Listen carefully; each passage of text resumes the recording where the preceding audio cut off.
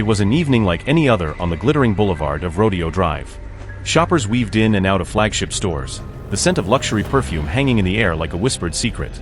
Inside the Louis Vuitton store, soft jazz played beneath chandeliers, and high fashion glistened under warm golden light.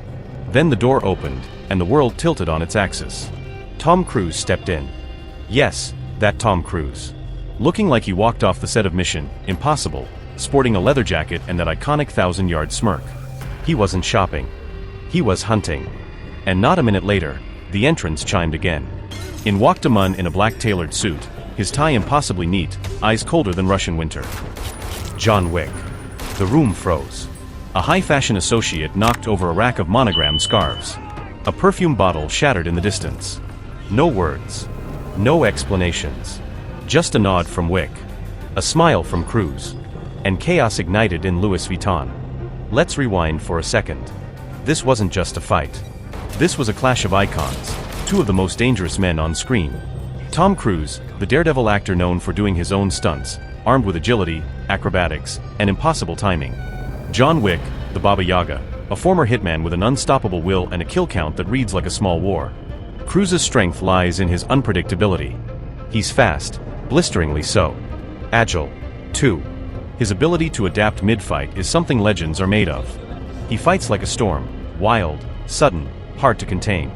But his weakness? He sometimes plays to the crowd. Showmanship is in his blood. Flashy flips and unnecessary flourishes can open him up at the wrong time.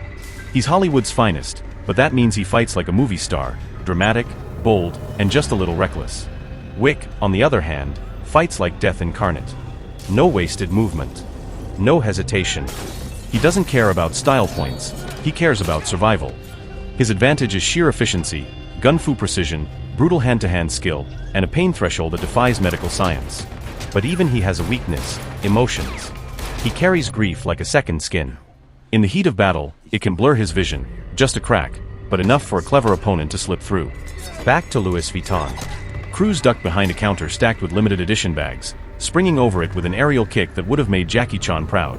Wick sidestepped, catching Cruise's foot midair, flipping him like a ragdoll into a mirror display. Glass exploded.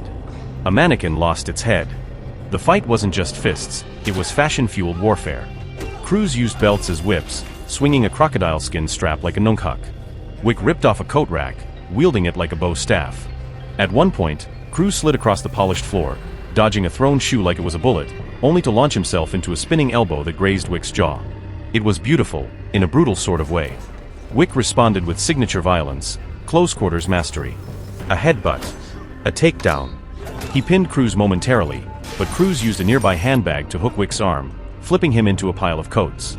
Security footage later revealed 5 straight minutes of combat that looked choreographed by gods. They moved like predators, circling each other through the shattered remains of Couture. The fight went upstairs, down the escalator, through the men's fragrance aisle, and even onto the rooftop via emergency exit. Then it ended. On the rooftop, beneath a flickering Louis Vuitton sign, it came down to a final sequence. Cruise was bleeding from the forehead, breathing hard but grinning. Wick looked worse, his lips split, a dark stain on his white shirt. But his eyes, calm, calculated. Cruise lunged, a flying knee aimed straight at Wick's chest. Wick sidestepped. He didn't block. He redirected. With a twist and a pivot, he used Cruise's momentum against him, slamming him into the steel rooftop railing. A few rapid strikes followed, a punch to the throat, a sweep of the leg, and a precise elbow that drove Cruise to his knees. He didn't stay down long.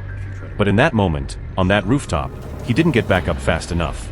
Wick stood over him, silent. Not gloating. Not angry. Just done. Cruise, winded and grinning, nodded in acknowledgement. A warrior's salute. So who won? John Wick. Not because he was stronger or faster, but because he was inevitable. Cruise fought with style, heart, and unbelievable athleticism, but Wick fought with purpose. Every move was designed to end the fight, not extend it. And that made all the difference. As the police sirens wailed in the distance, and the Louis Vuitton store smoldered in designer devastation, the two men disappeared into the night, one limping, the other walking tall. Only a few lucky witnesses were there to see it. And they still argue about who threw the first punch. But one thing they all agree on. That was the most expensive fight in fashion history.